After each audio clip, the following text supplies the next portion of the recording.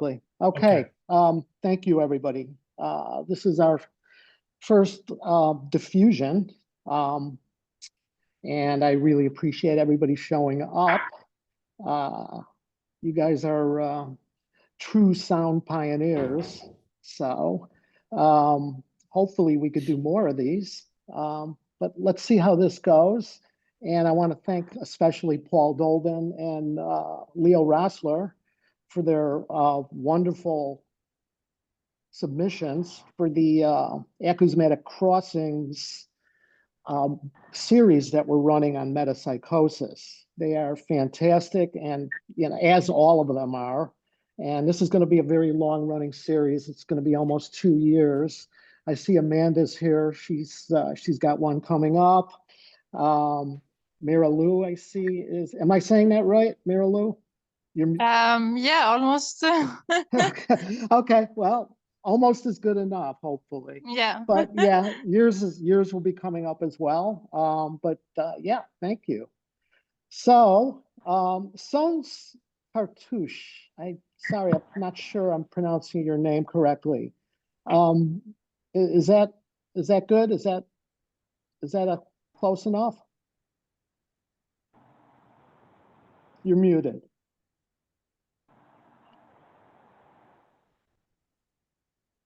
Yes, that's right. But I'm called Neil. Hello. How does everyone do? Hi, nice to see you. Thanks for coming. Thank you. That's nice to be here. Fantastic.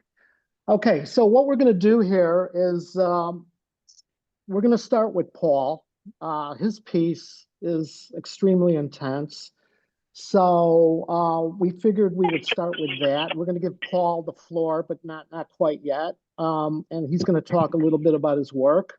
Then we're going to take some questions or comments or whatever the audience wants to talk about after the piece is played. And then we're going to move on to Leo's piece, which is much more low key. People might need a little bit of a breather after Paul. So yeah, so that's the order we're going to do this in. First, a little bit of housekeeping about me. First of all, I'm not a creator. I'm not a musician. I'm just a guy. I'm just a big fan of acousmatic music. I've been engaged with this music for almost 27, 28 years or so. And I started listening in the late 90s, somewhere in there. And what I hope to accomplish with what I'm doing here with this thing I'm curating over at Metapsychosis is to try and move the music out of into more of a public sphere. Maybe I'm wrong in saying this. I feel that acousmatic music seems to be mired a little bit in academia.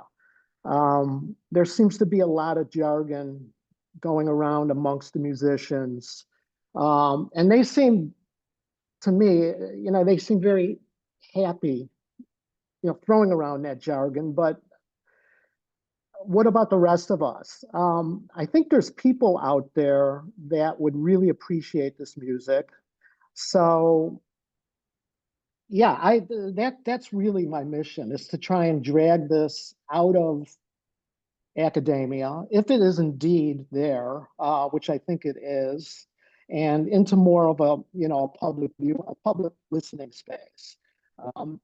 There is a long-running series. I'm in Chicago. There's a long-running series. It's called Lampo in Chicago. That when I first started attending these shows,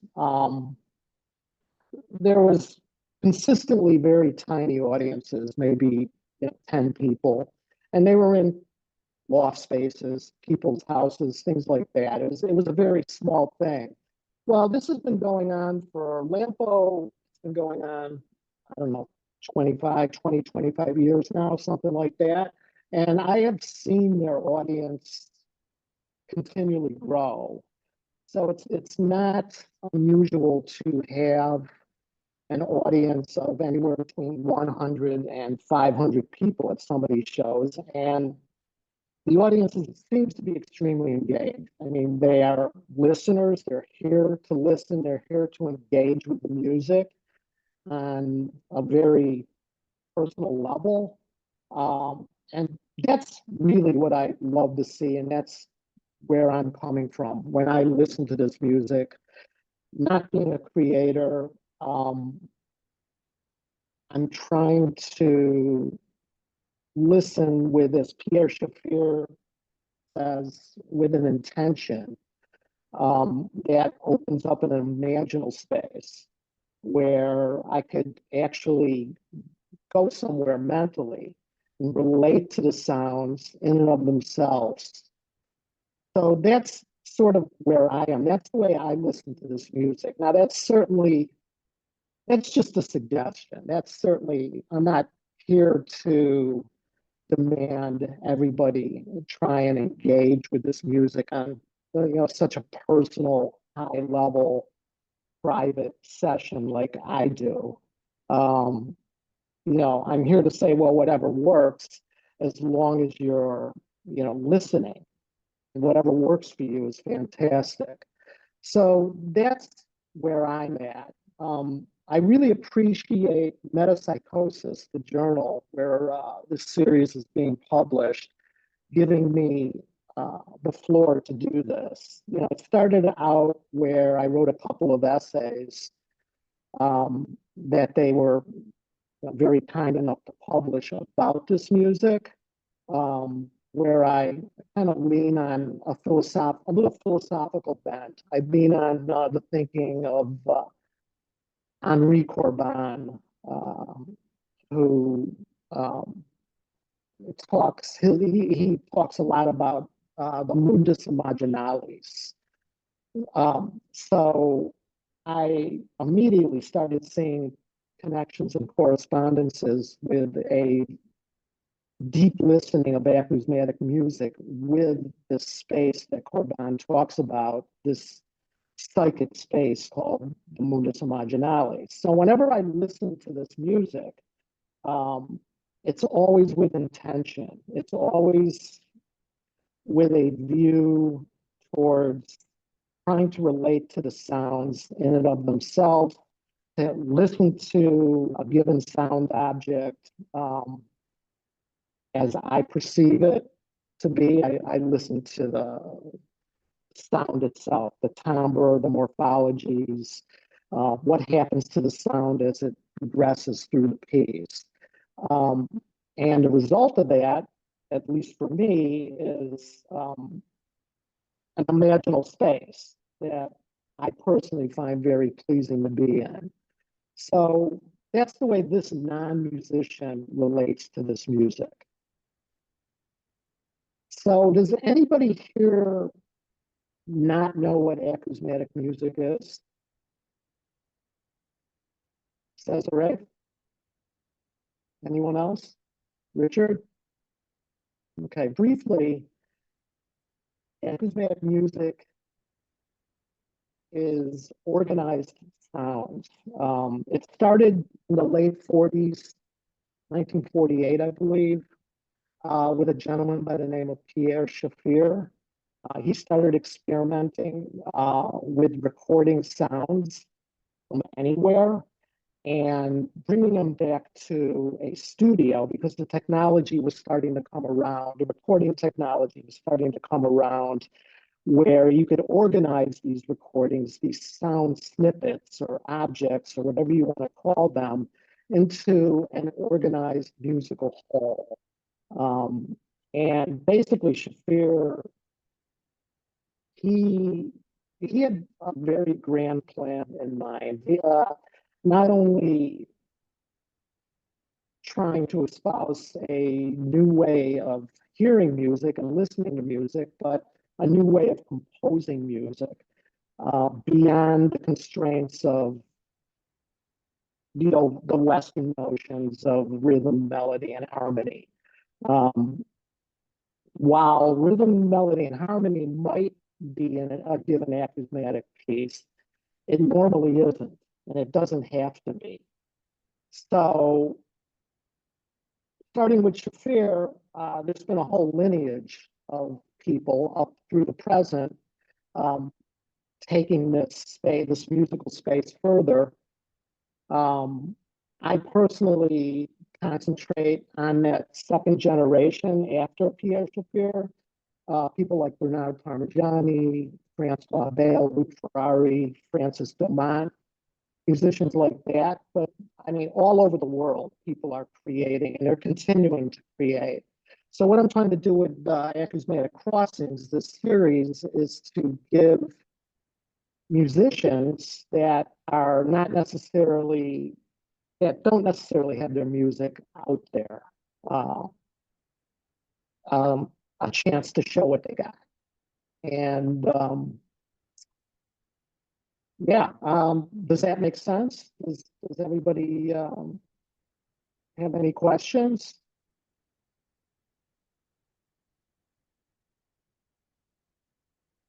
If so, you could speak up, unmute yourself. Michael, you can hear, everyone can hear me now, right? Yeah, perfect. Yeah, I just mentioned that everyone's sort of mentioning in the comments there that the sound of your voice is very choppy. I can't hear my own voice, but I'm wondering if mine is choppy also. No, It you're is a little choppy. perfectly clear, Paul. You're fine. Okay, so Michael, there might be something wrong with your microphone cable or something else, but since now I have the microphone, so to speak, the virtual microphone, I'll just mention the acousmatic music definition can be extremely simple because acousmatic was a definition, a term by the ancient Greeks because I can't remember which philosopher found his physical appearance distracting when he lectured. So he provided his lectures behind a screen, and that was called an acousmatic experience of his thought, his lecture. So the term for me, acousmatic, really means just actually what we would normally call recorded music. That's where you hear music, sound, but you do not see the sound source, like i.e. the performers. Okay, so I can start up anytime, by the way. Yeah, why don't we give you the floor, Paul? And I appreciate you taking that definition further. It's really a basic tenet of acousmatic music, where the source is divorced from the sound is divorced completely from the source, which forces the listener to engage more in what they're hearing. That's key. And that's what enables me to open my imagination to other things. So yeah, Paul, I appreciate you bringing that up. And why don't I now hand it over to Paul? He could talk about his music a bit, and we'll play one of his pieces. Okay, thanks, Michael. Just to mention, this acousmatic term in recordings, I mean, it's rather ironic that we're talking about it in some sort of abstract experience. 98% of the music we listen to, even when you're a performer, is recordings. So, I mean, it should be a no-brainer, but it doesn't seem to be. So I'm going to talk for about 15, 17 minutes. I've timed this talk. First, I'm going to introduce the basic ideas in all my music. For the last 45 years, I've been a professional composer. That means, back to the academic thing, I did not have a teaching job. I survived on my music somehow. I'm taking these off. It's horrible. Basically, I grew up as a performer. I started performing professionally when I was 16, 17. In my early 20s, I decided to turn to composition because I was tired of performance. Everyone's hearing me, right? Just nod your head. Yes, I don't have headphones. Okay. So I had already heard, quote, electroacoustic music or acousmatic music, plus contemporary composed music. And I come from a family, a lot of them are musicians. So it wasn't, it's just, I actually didn't start before my early 20s because I was rather intimidated with the whole composer thing. I mean, it just seemed such high level music making. I was a bit surprised when I started composing. I started winning awards. I thought, oh, I thought I was going to be the world's fastest guitarist or the world's best cellist. Oh, well. So basically, what I'm about to mention, it sounds potentially pretentious. I'm almost 70 now, but I really do realize as a young man, I had all these thoughts because I prepared these thoughts. It's just, I will say about artistic practice, it's one thing to have a theory. Contemporary music's full of theory, and there's, as far as I'm concerned, very little practice because so few people are full-time composers. these ideas will sound very grandiose, but what I've been doing over the last 45 years is working them out in music works that I hope work for the listener. Some people agree, some people disagree. So basically, the first thing I decided with my own music, electroacoustic music, whatever you want to call it, is it would not be like acousmatic music, electroacoustic music. What I found uninteresting about electroacoustic music, being a musician, is it did not involve the traditional musical elements, melody, rhythm, harmony, etc. It was very much about sounds, and one sounds following others. So basically, I kind of pre-mapped in my mind what I was going to do. So I'm going to go through the basic music elements and how I answered it for the multi-track studio. The other thing my intention was, in the late 70s, early 80s, I worked a lot in electronic synthesis and computer synthesis on mainframe, and was very, very unhappy with the sound. And my feeling about electronic music has not changed, actually. I still find the sounds very sterile. And it's probably my own bias growing up being an acoustic musician, is I found there's a richness in my in acoustic instruments, acoustic sounds, and a richness of expression from the human performance. And I do have this box set that I'm selling on Bandcamp. So anything I talk about, I go into much more detail in the box set. There's like 8 hours of lectures, and there's, I don't know, quite a few words, 8 or 10,000 words, where I describe more detail. This is very like big picture. So the first aspect of music that most people notice about my music is density or orchestration. It is true, on average, a work involves 400 tracks of sound. And just to clarify what we're talking about here, it's not this score. I don't have a score, published score. Not all my works did I spend the time to put a score together for people to study. I mean, it's a lot of work putting these scores together. This is the piece I did right after Beyond the Walls of Jericho. So 92, 93, it's called Libre Estivali Test, Intoxication by Speed. It's about 15 minutes long. And there's about, let's see, I can sort of see, there's about 40 pages of this. This is what 400 tracks looks like written out. I first write the score and then I record each part. So like in the bottom, there's 25 separate parts and separate tempos. And then there's another musical system here and here and here and here. It's a lot of work. So that That's leads to the about next 75 point. or Rhythm. 80 staves. Basically, I realized that human performance is very limited, particularly in the aspect of polyrhythms. I mean, we can all do 3 against 2, 4 against 3, 5 against 4 is pushing it. I know Fairneyhound knows typewrite those scores. I highly question in fact, I know they're not accurate, because I do polyrhythms where each part, like you see on that page, they're the bar lines for you musically literate type. The bar lines do not line up. By the next page, this will be about 10 seconds later, you can see, I bring it all in unison here. I don't know if any of this is resolving in digital land. You see a bar line right down the page, normal music. And the other thing about complex polyrhythms, if you've ever had to play them in an ensemble, is it's really important the tempo is somewhat even. What I do a lot throughout my music is I take, like, I literally have as a polyrhythm, and don't worry, I'm going to get to more of the philosophical stuff. This is just music stuff, like 20 against 19 against 18 against 17 against 16, and they all like accelerate, go faster, and then retard, go slower. That sort of thing is impossible to play in an ensemble. The next component of music, harmony.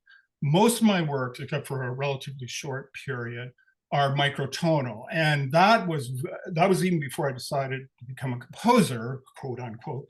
Is I was always curious about, you know, the notes between the notes, and of course, playing strings, you have immediate access to it all.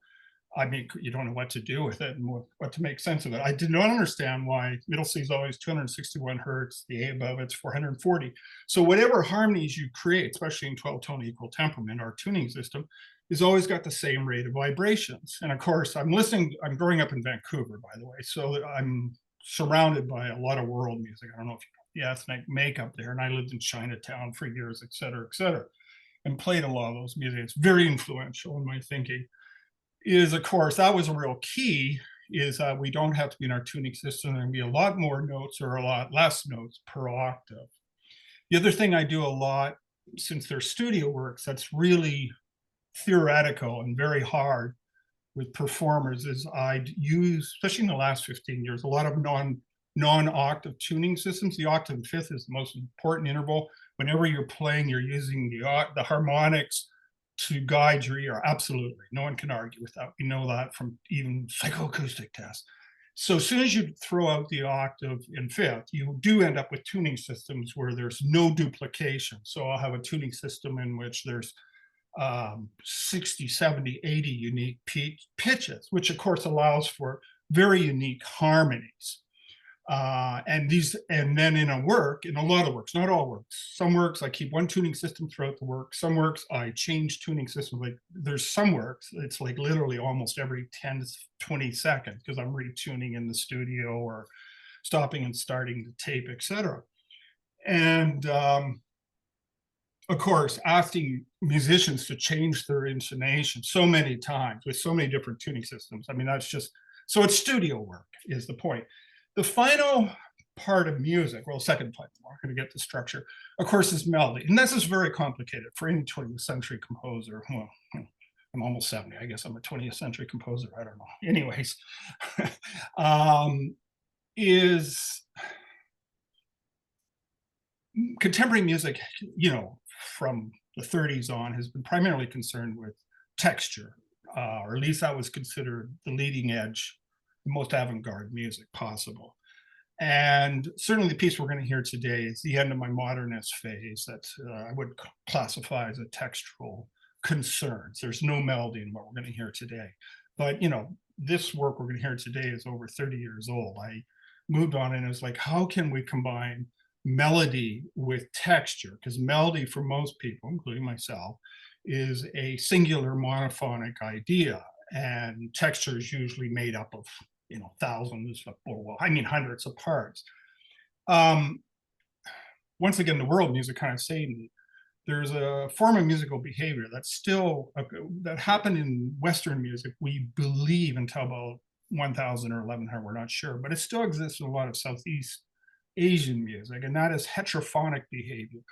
And that's where you have one melody, the melody, but you have a number of musicians playing it at different rates, different speeds. So I started, this was a real breakthrough for me in about late 90s or so, is I started writing a lot of music in which there's an you do hear ultimately the melodic cell, the melody, but then it's going at different rates and each part is slowing down and speeding up in its own internal way. And sometimes they do come into unison. The final aspect of music, of course, is structure. Now, this is also a really complicated one by 20th century. And I would say it's been made complicated because of the emergence of recording. The concert hall, we'll just talk Western music practice, it gets too complicated. The Western hall music listener, the person who goes to the concert hall until 1930 might have only heard a work once in their life. So it was very important composers kept their strict, you know, sonata, fugue, rondo forms. Like you're going to hear this new string trio by Brahms. Okay, here's the theme, here's the variation, here's the theme again. That means this section's going to end. Of course, we threw that all out because we realized with recordings right away, we can revisit the same work many times. I do use reiteration, but not in the normal sonata or fugue manner. I would say, it's up to someone else to analyze my music. To really understand my structures, I mean, they're being called organic. That's just inarticulate musicians unable to describe, is basically, it's about refreshing the ear for me. So I'll go from a texture of 200 winds and 50 percussion to a texture of 150 metallic based instruments, quote, gamelan-like, and hand percussion, playing the same material. It's more, and that creates a structural articulation in the classic sense of structures like, here's the next part of this piece. The piece continues, but there's a change now. It used to be theme variation. Now orchestration becomes my main point of articulation. And finally, the last element of music that's not really talked about that much, except in the 20th century, there was a few composers, and that is space. I mean, recordings, the studio.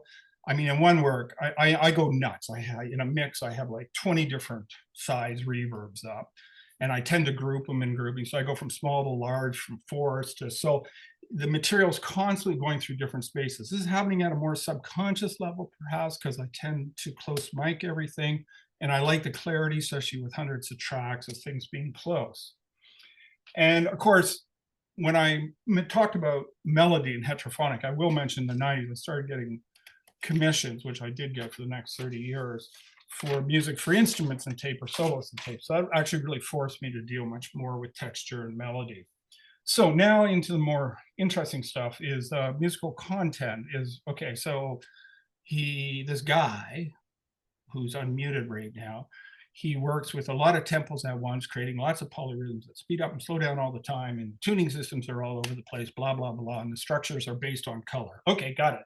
What am I going to express with all these techniques that I decided as a young man that I wanted to pursue?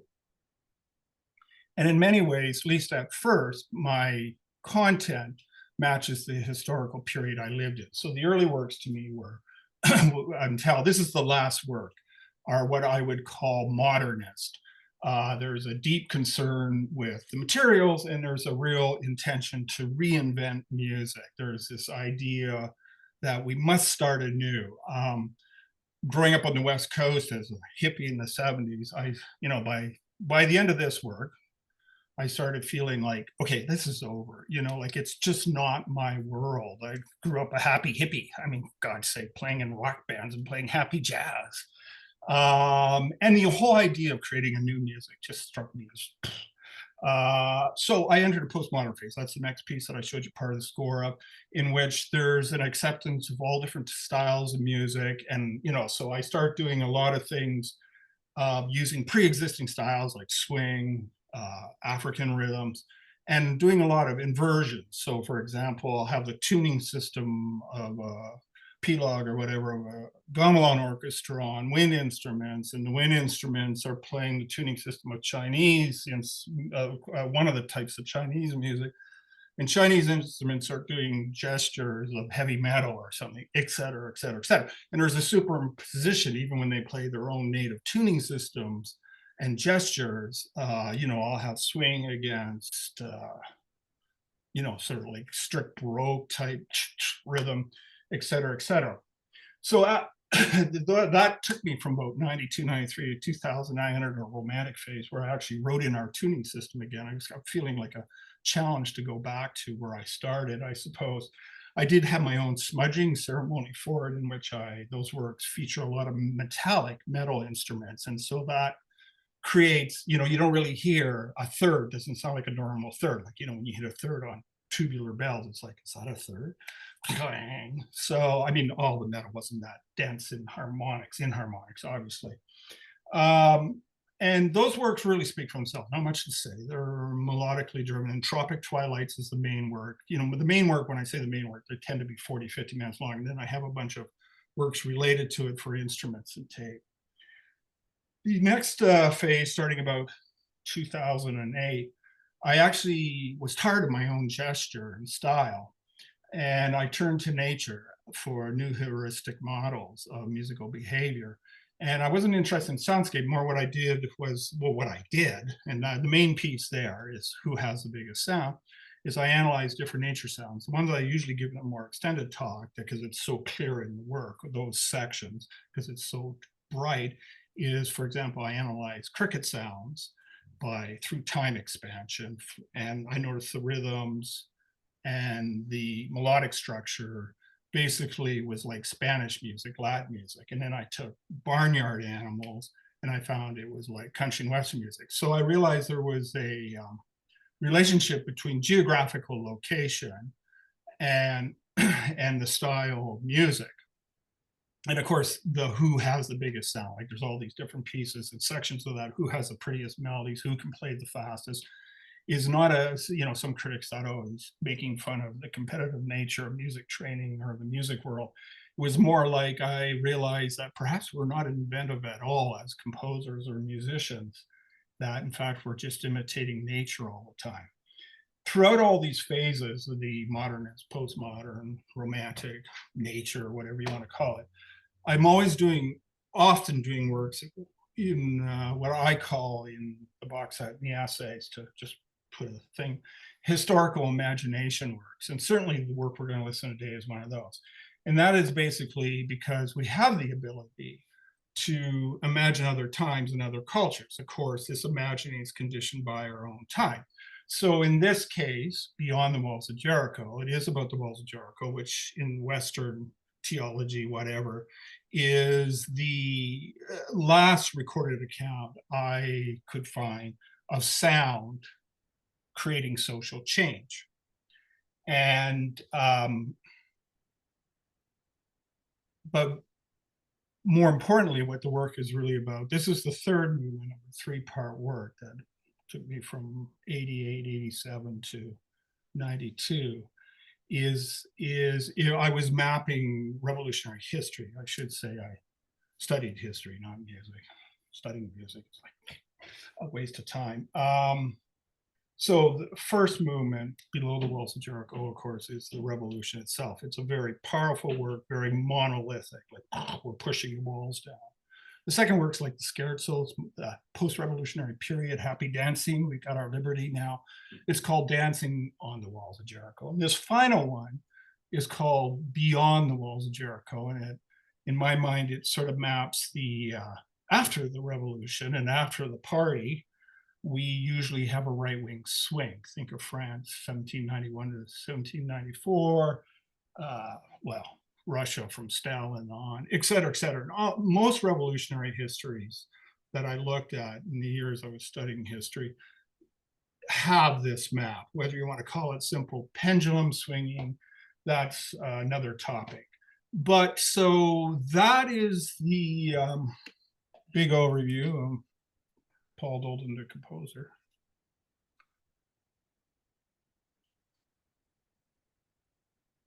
Am I still here? Is somebody here? Yeah. Can I ask one question? Yeah, Is sure. this a moment to ask questions or no? We listen first or? Sure, go ahead, Leo. You could. Oh, okay, certainly great. ask questions. With all these tracks, multi-layered sounds, do you record all of them or do you ever use Yeah, sound well- bands or you do it yourself mainly? Yeah, sorry, I'm still on. Yeah, of course I have to mute. Mhm. Yeah, Did you yeah. understand? I mean, Yeah. yeah, I do. Oh no, for sure. Okay. That's a big one.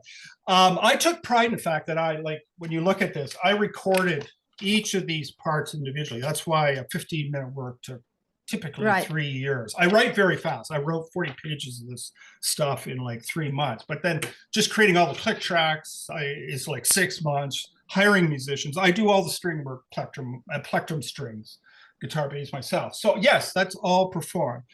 Okay, cool. Partly sample libraries back then was horrible. Now, like I said, I wasn't interested in electronic synthesis, but I did realize, and that's with the nature cycle in 2008, that sample libraries had gotten much better related to hard disk speed and people actually producing good quality. You know, we could talk about what makes a good sampling library, but that's way beyond this. So now it's a mixture because, of course, there is a real problem with samples, which actually even in the last number of years has gotten better. Like, for example, legato, convincing legato. I mean, my God. Sorry, as a string player, that is not a legato, dude. I mean, that's a bunch of MIDI notes strung together. And there's absolutely no expression because when you play strings or when you blow an instrument, you're following the melodic curve and the harmonic tension, and you're increasing vibrato on the tenth points. I mean, there's so many factors going on in music. I spent a lot of time in MIDI, you know, with all those curves, vibrato, this, that, trying to make it musical. But the mixture of samples and performance is, you know, because it's just too time consuming to do it the way I used to. And I still have so many musical ideas I wanted to explore. I realized that samples did work. And it was true what people argued with me for years or tried to convince me of is when you have 400 tracks, can you really tell if 100 are sampled? I can't even tell it's acoustic, most of them would say, which, well, they have flabby ears as far as I'm concerned, but whatever. So yes. Thanks. Cool. Oh, yeah. Okay, so let's hear the piece. Just a quick caveat: it's extremely intense. It right off the bat, it comes in very loud. It's quite the gut punch. So I just wanted to give a heads up.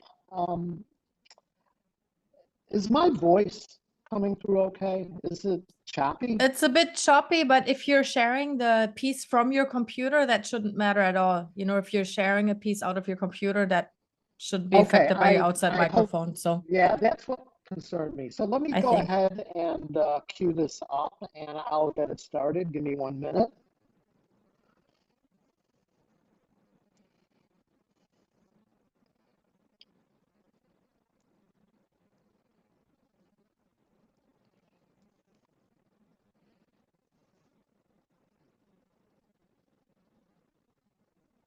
Okay.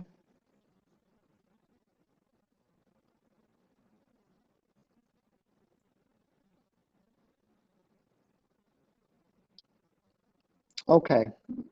People can still hear me, correct?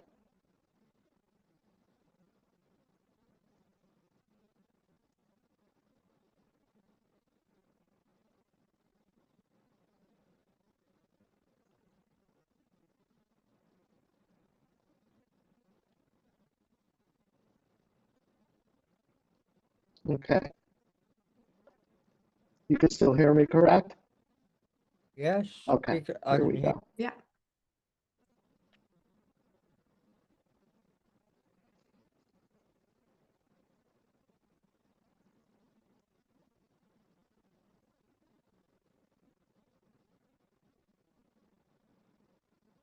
Okay, here we go.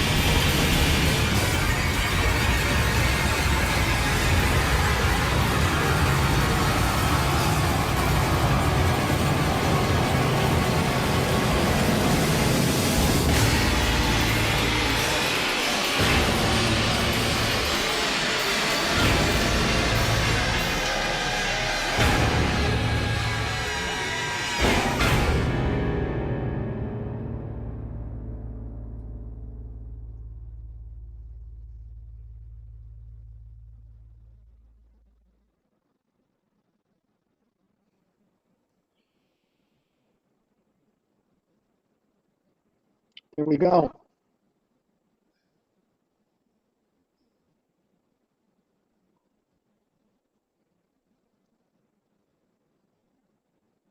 Thank you for sharing, Paul. Oh, You're no muted, problem. Paul. Yeah. So that was Beyond the Walls of Jericho. That was one of the first acousmatic pieces I've heard back in the late 90s, early aughts.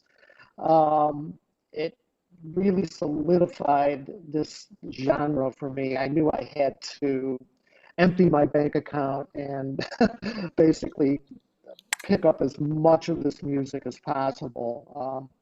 I personally never heard anything like that. I was immediately able to kind of concentrate on all the layers. And I know, Paul, how many layers are in there? 600? Well, 500? actually, the average is 400, but I do know in the first movement, Below the Walls of Jericho, at times in the last part of Below the Walls, because I started taking entire structures and superimposing them on each other, it got out to 800. But it's 400. The other thing I should say about, like, the piece is 48 notes per octave, or it's just intonation, the wall cycle, very consonant and very dissonant. And the 48 notes per octave for 7 octaves is 333 notes, and then about 75 tracks of percussion. And zang, you have the 400 track Dolden orchestra. I was going to say, like, one of the things, because I was talked a lot about, or we sort of started to, about recording and acousmatic music, whatever, is there's a lot of subtlety. Well, subtlety is not that subtle, but you might have to think about, like, people are often very thrown off when they first hear my music because they just think it's all loud. And one of the things is separating density from amplitude. There's soft spots, less so in that word. But my dynamic range, because we all use meters out of our, to the yin yang, is actually greater than most orchestral pieces, bordering on 40 dB at times in a lot of works. What's going on in the soft part, so in the wall cycle, is there's still 400 tracks. Just all the instruments are playing softly.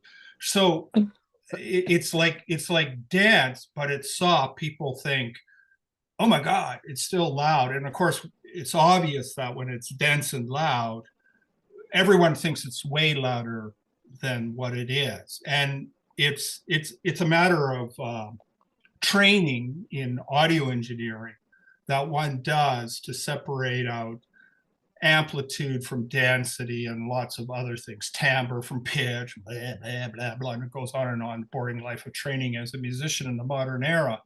But I don't know why I mentioned that. You said something and it made me think. That's an important point for people hearing my music for the first time. That's fine. That's fine. I was just talking about the myriad of layers. Right. What I'm actually interested in is any of the audience, do they have any? I see some of the comments in the chat. Stephanie, I love yours about being in the Black Lodge. That's fantastic. Does anybody have any questions about the piece? Does anybody want to share how they felt when they were listening to this piece? Did it take them anywhere? If so, feel free, unmute yourself, and we'd love to hear it.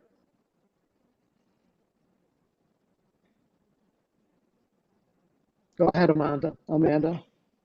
Hi, Paul, loved the piece, thought it was incredible, and the way you managed to control's the wrong word, use that massive amount of orchestration and yet keep the clarity and the sense of story and the light and shade, and we were off on another adventure and then something else was happening, and yet it had a sense of wholeness, so the whole thing just felt as one, and you could really hear your voice throughout the whole piece. But I thought to have used so many sounds to feel united and not just a wall of sound. Not that it wasn't powerful and washed over you, but that the clarity was there. Yeah, I thought that was amazing to have achieved that. If I could just say that, you know, I mean, in so many other art fields, the artist gets to dictate what the final version of a work is. I very much, you're listening to the final version, which is the 4th remastering, and there was the original publication, remastering that was published, and then another one that I kept to myself, and then another one. So it's a 4th iteration. If you heard the original 1992 one, you wouldn't say half those comments, because first of all, I had no automated mix. I had a small board, very few tape recorders. So, and my technique was much poorer. The thing that I found over the years, I'm just going to reference the clarity thing. It's really important, and that's why I'm trying to sell my box out of my Bandcamp, because I know there's those published versions out there, but really, it's the new improved version. And in 2012, I went, this is it. I'm still dealing with works from the 80s. That's it. I cannot exhaust this anymore. And I would also say artistically, it's very important, because when you're a studio composer, musician like me, is you write the work and then you produce it and you mix it. And it's like when conductors talk about revisiting, Beethoven's Fifth 3 times. They made recordings, young man, middle age, and old age, or whatever. And the most mature one's the old one. And most people recognize that, like take the artist at his word. So it's really important, especially when you mentioned clarity. I went, oh yeah, right. I mean, that is really something that I worked on for decades, and is only in these final 2012 remasters that the sound is that clear. The first version was, I mean, I was frustrated. Because it did not sound like that, but I thought what I had in my head when I composed it. And that was a frustration with me. Your artistic intentions not realized in the characteristic reality of the finished work. But with the 2012, yeah, I have to say, in some places I went, wow, Paul, that was really brilliant for you. And that's really a wonderful texture or whatever, and depending on the work. So yeah, it's really important to have those remasters, which are only available in my box set at my Bandcamp page, because they're not published. And thank you. I was just going to mention, if you want to hear Paul's music, Bandcamp is definitely the best place to go. He's got that huge box set there. You could buy separate pieces. Some of his pieces are available separately. You could listen to those. But yeah, just do a Paul Dolden search on Bandcamp, and you're there. And thanks a lot, Paul. I really appreciate you participating in this. It's wonderful. It's no problem. One of the first things I've heard, and it's kind of solidified my love for this music. So thanks. Thank you. Jeffrey John. So hi.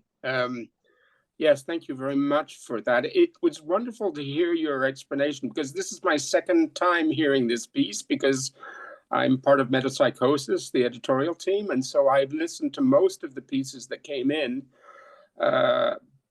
while we were doing the reviewing process, and this was certainly one of the first ones that I listened to. One of the things I mean, I suppose this is true of all instrumental music. It appeals to that part of our brains that don't necessarily form images in quite the same way that written text does, spoken text does. And I want to keep it that way. It's one of the things I like about the acousmatic music, is that I don't want to try and struggle to give textual expression to it, because I think it's the non-textual part of it that is so interesting and that I want to stay with. However, your choice of, so the walls of Jericho is a biblical reference, and I hear biblical choices or some sort of reference to the biblical context in the music. And so I was curious about whether or not that was, I mean, it must have been part of your intent in some sense, but Right. I'm getting confused on this. Am I on right now? yes. Yes. Yeah, okay, sorry, I'm mute. It's for some reason. Two things just quickly. As far as music being a nonverbal art form, or to summarize your thoughts, I think this is very important. We do know that music emerges at least 40,000, 50,000 years BC. Language emerges at 20,000. So when Chomsky wrote about deep structure for language and speaking and writing, think of how deep structure it is for sound and music. I think as all creators, you know, most of our audience, oh, I never listen to contemporary music. I don't listen to music. I just don't, God, you know, because they only listen to songs, pop songs. Is no, you will get this. You know, I mean, if you really like what Michael tends to emphasize, sit down and be patient. The part about the biblical thing, yes, and I won't. I know this has been going on and for quite a while. Is yes, and I talk a lot about that in the essays in the box set. And it sort of goes back to where I was talking about how I superimpose the morphology of one type of music on the syntax of another. Like I gave a very simple example where I'll take the tuning of a gamelan, have it on a wind orchestra, and our tuning on gamelan, etc. So like this sort of mismatching. I'm playing with hierarchies and smudging, you know, syntax and morphology, the sound of one, the language of another. And with the historical imagination works, absolutely. Like it may take some thinking about like why, okay, you know, like there's ones on Babylonian Empire, Roman Empire, lots of all deep history, ancient history, nothing modern. Is you would have to think about the sound choices and then the gesture, and perhaps maybe with my program notes, and then if you really ask me, but there is some sort of conscious idea of how to capture this era or this time in sound in a way that's not, you know, it does not become like a Hollywood soundtrack. That is the worst tacky thing, because, you know, the difference between a soundtrack and music is music takes you on a journey, whereas a soundtrack just reinforces the visuals. So it's not programmatic in that sense, program music, as you know, that 19th century, which I really love programming. Don't get me wrong. I mean, give me a long Strauss symphony or Mahler. Oh yeah, wow, I'm in heaven. It's among my favorite music, but I'm not doing that. You know, it's more, yes, it is more subtle in its either or both its syntax and its morphology. How it's, the titles are not random. If I start with the score first, what's even weirder is I usually start with the title. Like I had the title Below the Walls of Jericho. I'm such an atheist. I had to go and read the biblical story about the walls of Jericho. Well, actually, you know, a religious person, what gospel's that in? Next thing you get a reading list this long, and you must read. No, I don't want to become Christian. I just want to, Jesus, give me a break. Anyways, let's not Christian bash here. So yeah. Thank you very much. That was interesting, very fascinating. Okay, let's change tact a little bit. We're going to move on to Leo's piece, which is also a gut punch, but in a very, very different way. I had to listen to this piece 3 or 4 times before I really got my head around it, and I realized how heavy it really is, especially, you know, in this day and age. So, Leo, am I right in saying that you are, you know, I would consider Paul sort of a maximalist. Are you a soundscape composer? Is that kind of an umbrella term that would fit your work? Can you guys hear me okay? Yeah. Okay. I guess generally I call myself, you know, composer, but soundscape is something that I work within.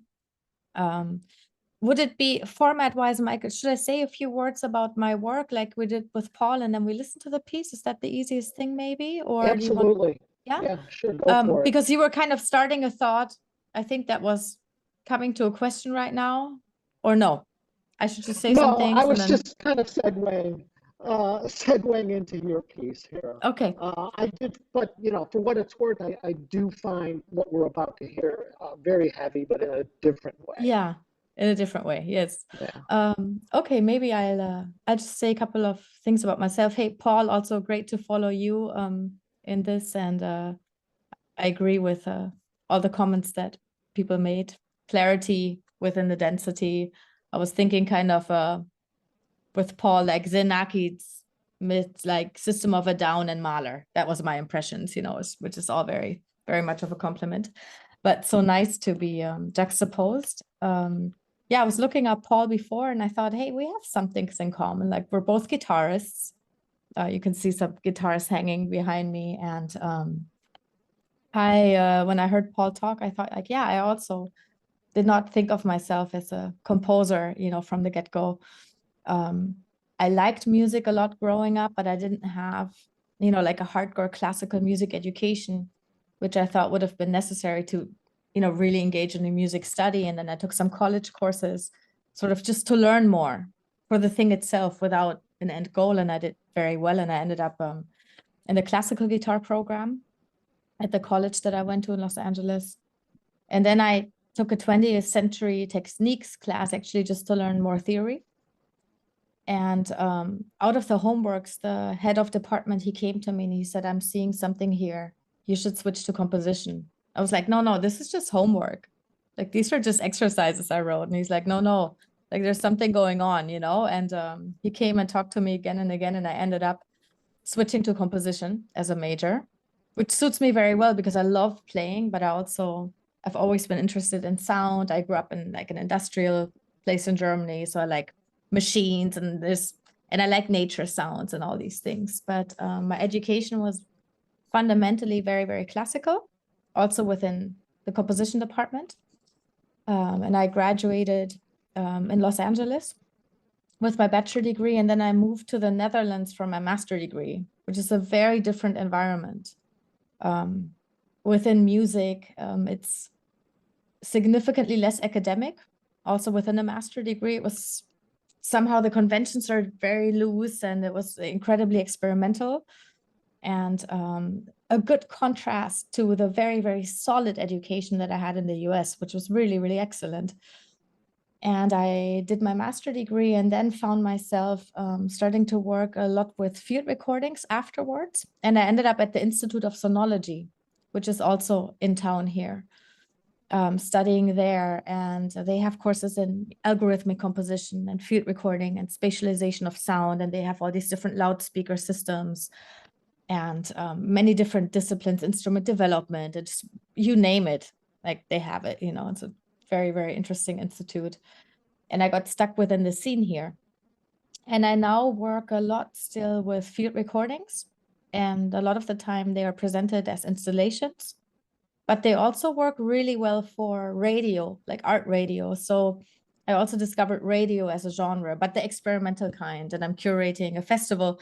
It just finished last week. Michael, you know that because I didn't want to do the talk before because my head was exploding with this massive extravaganza that we do once a year, featuring a lot of music that you guys might find interesting. How was the fest? I think it was a resounding success, wasn't it? It was a good success. We had thousands of listeners. It was 48 hours of pieces, 2 afternoons of live, Institute of Sonology, and in a fantastic museum. It was a big success. And then I'm like, relaxing afterwards. It was many months of preparation. Thanks for asking. But yeah, so I like this genre of art radio, soundscape, field recordings. And that's what I work in, but never losing touch with the instruments also. And oftentimes when I play live, I combine both. But a lot of the music that I put out, let's say online or for radio, is really purely soundscape, if you want to call it that, but always carefully composed. So I don't just, take a field recording and put that track online. I still function as a composer with carefully planning my pieces, making drawings, calculations, coming up with a concept, and oftentimes keeping the sound very pure. I usually just use volume, spatialization, and cutting, but not, I don't put reverb on it or different effects, or usually not within that type of work, like the piece you will hear.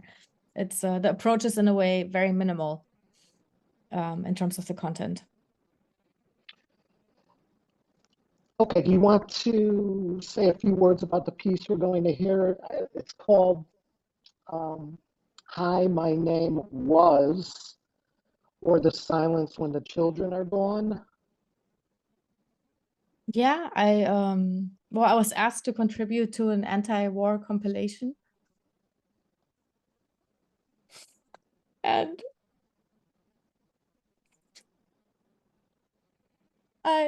sorry. You know, I met all these kids in Isfahan. I was there for a project and I was field recording. And there were all these children outside that were, you know, talking to me and introducing themselves with like the 2 words of English that they could speak. And that very area in the last few months, and especially when I made the piece, was under immediate threat of being attacked by Israel. And there's still, you know, not really a solution there.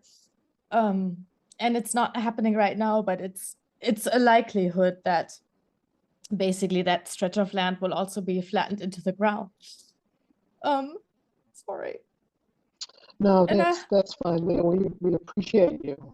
We appreciate you composing this piece. It's beautiful. And you know, essentially with a genocide happening right now, also all of the things we see in Gaza, my friends in Israel that have been demonstrating, you know, ceaselessly for the last 2 years on the street with their kids, and like it's such an awful situation for both sides, for everybody in the area. And I have very, very close friends, you know, in the Middle East, and especially in Iran also, where I've worked a lot and recorded a lot. And so I was asked to contribute to a compilation that is against war, but of course, you know, really addressing the genocide right now.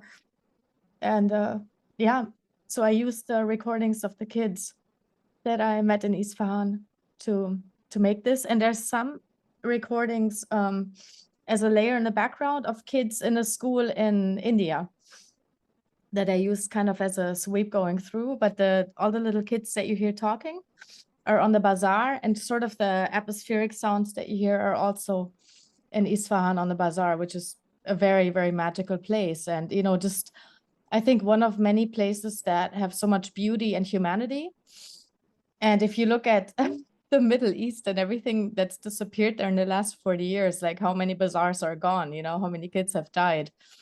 And yeah, so I made that piece with a very heavy heart, and also with a sense of helplessness, because I think as artists or as people, we would like to think, you know, that we have a voice and that we can change things. And essentially politicians nowadays, they're not scared of artists anymore.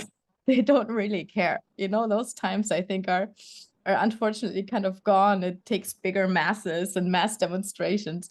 But nevertheless, we speak out, you know, we use our tiny little voices, at least to say something, and maybe even just to show that we care, you know, to show that there's solidarity and that we are not looking away. And that's sometimes maybe the only thing that we can do in a situation like that also. Yeah, that's really interesting that you say that about the politicians not really caring, although they should be. One of the notions that recently has come to my mind generally about acousmatic music, the type of music that we're listening, is how subversive it is. When you divorce all these sounds from their source, it throws the listener into a situation where they have to, if with intent, if they come into the piece with intent, they have to listen to it closely. And to me, that subverts this entire cultural malaise of the image that we're all living in right now.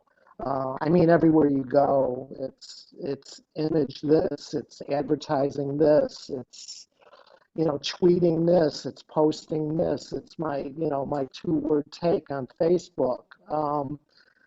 And one of the things I really love about the Acousmatic is it's the complete opposite. It actually fights against that. So yeah, Leo, thank you so much. Let's hear this piece. Give me a minute.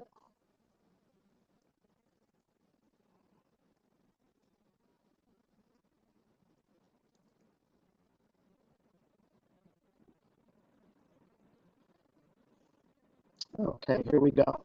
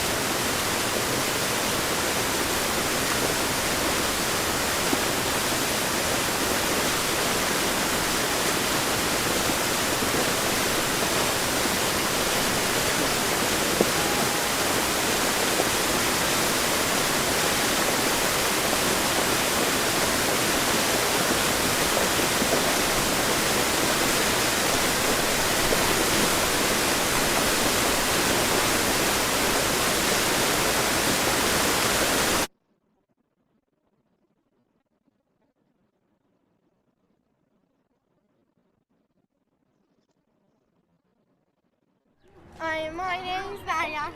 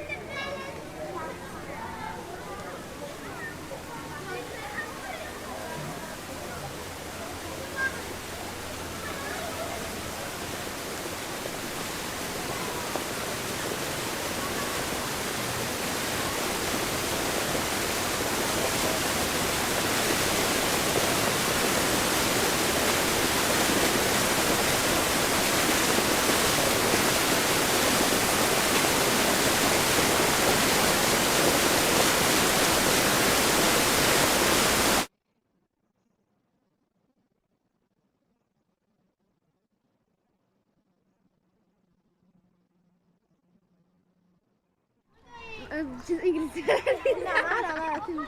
My name is Zabita.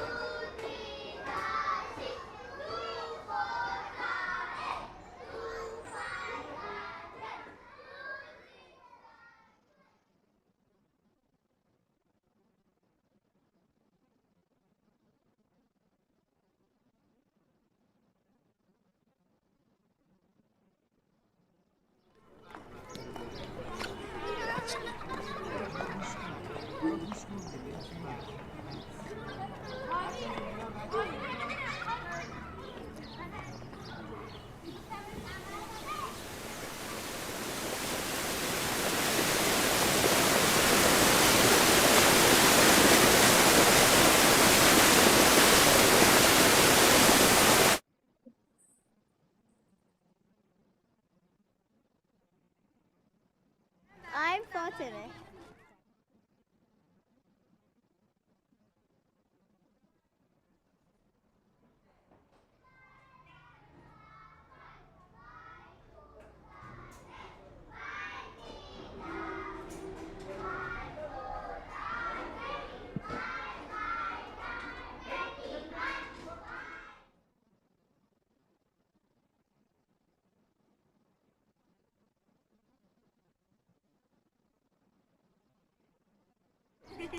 I'm so angry.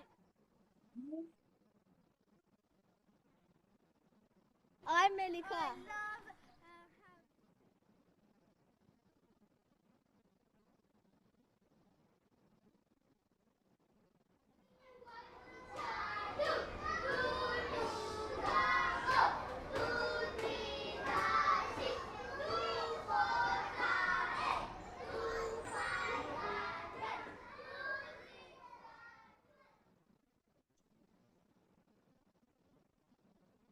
I'm Rayhan.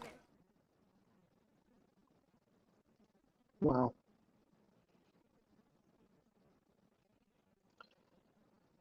Yeah, that's beautiful. Your use of the void, the silences with the synthetic creeping menace that it just creeps up and then cuts off with the silence. It's really heavy, and it's yeah, it's beautiful. So yeah, thank you. Thank you. It's wonderful, wonderful piece. I was really sitting here and thinking, how far can I push the silence? Because you don't, want to make it seem like the piece is over, but you also have to, it was supposed to have that impact. What do you do when you don't have the sound of a population anymore, right? Like, we cannot even imagine the kind of silence that you have in a place where, almost everybody just didn't survive, right? And so the kind of question of how to work with that silent, I was fiddling around with that for quite a while. It was May quite I, Find a may I measure. ask Yes, what Michael described as the synthetic menace? Was that rain? it's actually a river that Uh-huh. was really, really gushing that I recorded previously during a residency. And I was really thinking of if I should only cut the sound out of the children, or if there should be another element, but I didn't want it to be too obvious, like making it be, something like a gunshot, or that's too cheap in a way. So I thought if this river creeps in and washes them out, Yeah, as it's you more just did it elegant in a there, way. it's like a curtain that comes across from the Yeah. left, and then it covers their voices Yeah. gradually, and that's very nice. Thank you.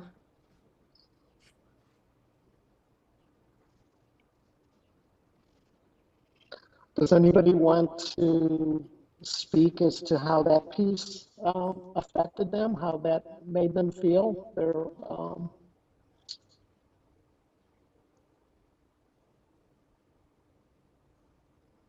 Feel free to There's- unmute yourself if you do. Well, I'm still on mute.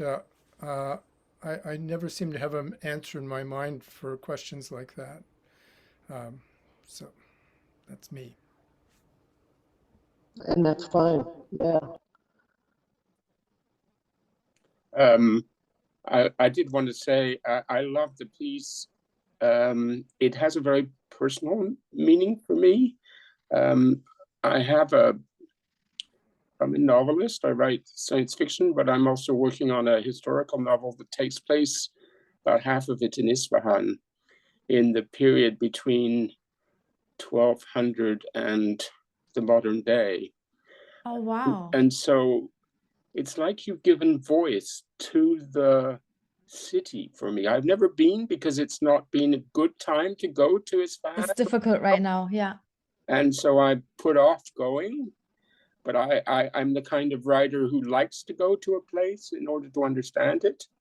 So I may move forward my plans, even though it's hard times, I don't know. But you've really given a voice to that. And the children, because my book deals with children as well as, so it starts off with two boys in 1200. And so it's, and the bazaar, of course, has been there forever, right? So there's this historical continuity to these kinds of places that is really extraordinary.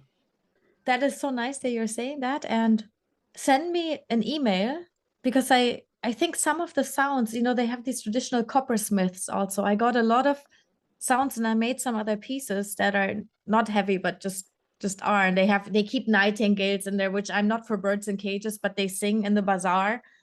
And you hear the coppersmiths and all of that. And I think those are quite ancient sounds.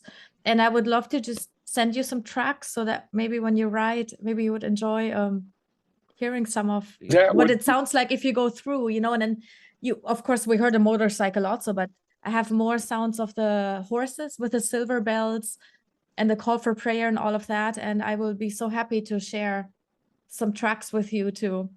In case you have need to take your morning coffee, or you have a moment of writer's block or something, then you can pop it in, Yeah, please. Because of course the sounds are so, they carry the whole life with them, right? They do. And I think you can also hear, and of course it got cut off, but in the beginning, the open space of the bazaar. It's a big plaza, and you walk, like all of the vendors are kind of in sort of a tunnel or like a walkway around.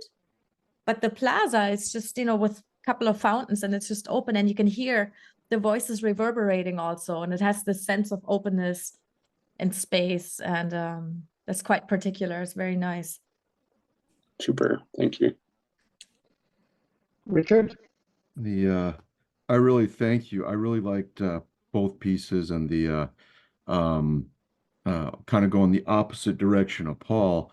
I'm writing a book about the scriptures right now, and spending some time also with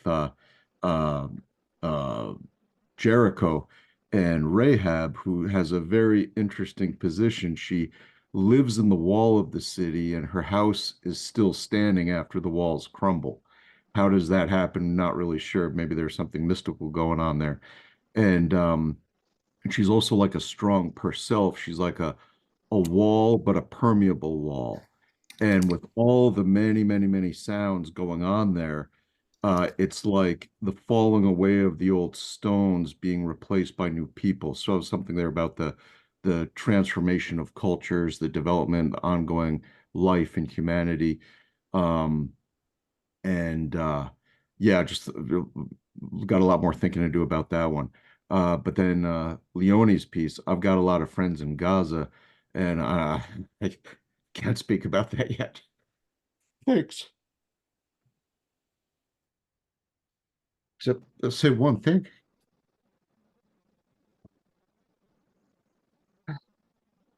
The water.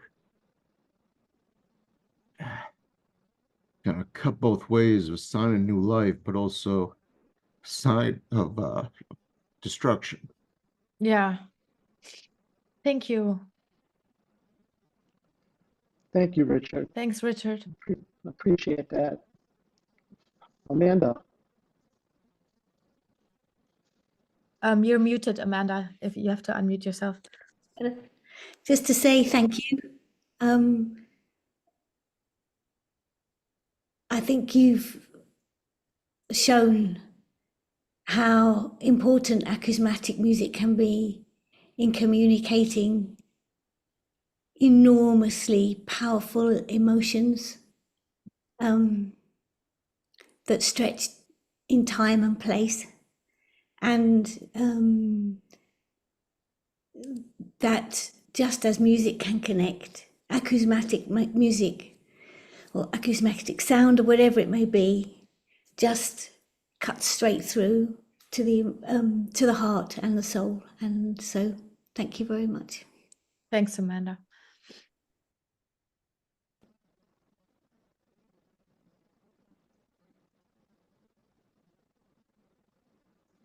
I see Stephanie wrote something in the chat. It made me think of people in paranormal situations who try to communicate with the other side through an object called a spirit box. Oftentimes this happens to a static-like sound, and then a clear voice will suddenly pop through. That is similar, actually. It took me a while to grok this piece, like I said. But yeah, I could relate to that. There was a special called Hellier, I believe it was called, about these paranormal investigators that use the spirit box. So that's my extent of knowing about what a spirit box is. But yeah, very interesting, Stephanie. I appreciate that.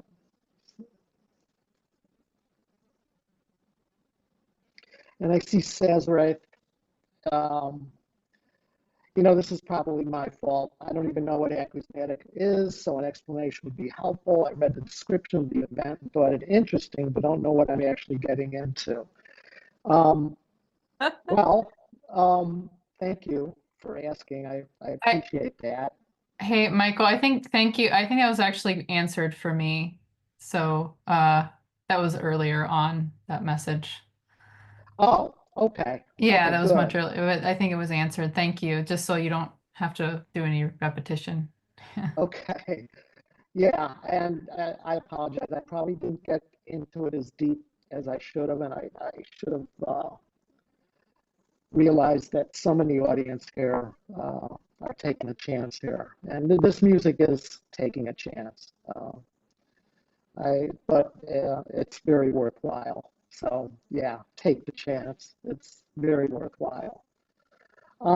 Anybody else have any comments for either Paul or Leo before we start to wrap this up? Oh, Leo, where can people find you? I know you have a substantial Bandcamp presence as well. Yeah, I'm not managing that, but a couple of labels. Maybe what I can do in the chat, on some people, if they have Facebook, I type my whole name. That is on Facebook, but I put my email down also just in case, you know, someone needs a sound from somewhere. And I have a Instagram, of course, which, yeah, all the social media, you know, on Insta. And then my website is usually not quite up to date as it should be with artists, you know, that's lagging behind. But anyone, I mean, feel free to send a message or, you know, an email or anything, or otherwise we'll see each other here again, hopefully, if, you know, we all have time differences. So I'm glad. Also, thanks, Michael, for adjusting to my evening time. That was super kind. Otherwise, I couldn't have made it. In the future, if, you know, if there's a talk that I can join after work, I will be there. If I'm not there, it's simply because it's a different time here and I couldn't. But, you know, I'm hoping that for the next talks, I can also just join as an audience member. And it's such a nice community. I just want to say this, like, you know, we don't know what to expect when we're invited to something. I mean, roughly we know what to expect, but already logging in earlier, like seeing all these friendly faces, Michael, and your presence, how sweet. And it's really positive, and I can just sense, because sometimes you can sense these things. We shouldn't underestimate that we can get a vibe also online or even in writing. It's not the same as sitting in a room, but we get a sense of each other. And I see like such a nice community of people in front of me. I kind of want to have a coffee or a beer with all of you right now at the pub around the corner, but we can't because we're remote. But it's nice that we can connect like this. And I hope that, you know, as you're continuing the series, Michael, that we see each other again. Yeah, And we'd like to do and stay another. in touch, and that we, you know, develop kind of a listening group. Or I really want to keep in touch with that, and just wanted to thank everyone for listening, talking, being here today. Of course, Paul also, but also Michael for organizing, and the team, the journal team, for, you know, putting all of this together. It's so nice. You're I here. appreciate I that. agree. Yeah, thank you very much. We really appreciate hearing that. We'd like to do more of these live sets. So everybody here will be kept in the loop. I'm actually just really curious to hear. I personally feel we should move this to a weekend. I think we get more people. Is there, I mean, is it better for people on a weekend? I think it probably would be. Well, maybe not. if I could say, a lot of people I know who probably would have attended who haven't heard from me in years, you know, they're working today. It's Wednesday. Yeah. You know, I mean, here in Eastern Standard Time, I'm just an Eastern Standard kind of guy. Voted for Trump in the whole third degree. I'm in Canada. Anyway, so that for me was, you know, kind of weird, but whatever. Yeah, I'm gonna lobby Jeffrey Jen. I'm gonna lobby Marco for a weekend gig next time, I think. So. In another activity I do, we switch between the weekends and the week, because there are people who can only be available in the week, and there are other people who can only be available. Also true. So by Yeah. alternating, you get both groups, you know? Yeah, okay. That's fair. Totally fair. Okay, I think we could wrap it. Does anybody else have anything they'd like to say? Thank you, everybody, we very much appreciate. This was the start of a grand experiment. We hope to get the kinks. I know my sound was less than optimal. I hope everybody else's sound was better. It's a live experiment, Michael. It's fine. Yeah. It's part of the deal. It's right. okay, you know. And just to calm you down this morning, and this is my last comment. I spoke because I'm developing a radio box to take to people in isolation so that they can get on our website, stream. It's a nice project, and I'm talking with an engineer who's helping me. He told me this morning, as we're thinking of how to do this, he said, you know, the internet was not made for live streaming, so we have to think about this and this and that. And he said that's why Zoom conversations are so difficult. The internet was not made for live streaming. So Michael, this is your excuse of the day. We're battling a situation here that the internet wasn't set up for. It's not your fault. Perfect, and I'll take that. I'll buy that for $1. Thank you very much. I needed that excuse. Appreciate that. Fantastic. Okay, well, thanks again, everybody, and we hope to see your lovely faces again. And make sure you follow the series on metapsychosis. Every other week, we publish 1 or 2 new pieces. So we have one coming out tomorrow. We actually have 2 coming out tomorrow. So yeah, bookmark the page. Thanks, Amanda, and yeah, hope to see everybody again. Take care.